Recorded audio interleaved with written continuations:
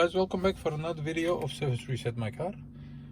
Today we changed the oil and the filters of a Renault Twingo 2011, and I had to reset the service indicator or the oil indicator, and I'm going to show you how you can do that manually so you can do it for yourself. This is a Renault Twingo 2011 model.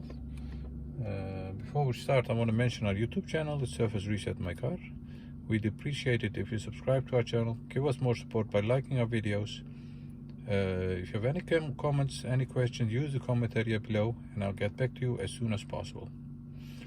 Okay, as I mentioned before, this is the Renault Twingo 2011 model.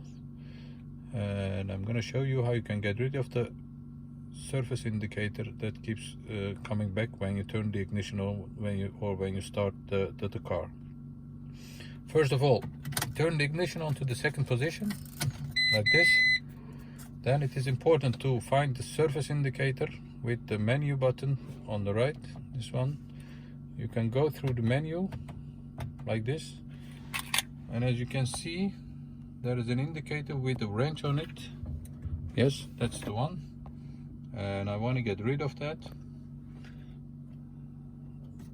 Once you are there, press this button over here and keep pressing that till this indicator over here flashes, and keep pressing the button and stops flashing.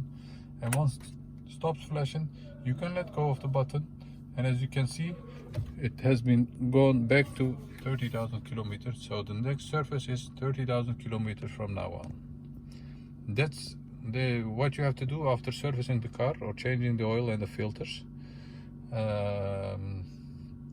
I hope it helped you, and hope to see you next time with another video. Thank you for watching. Bye bye.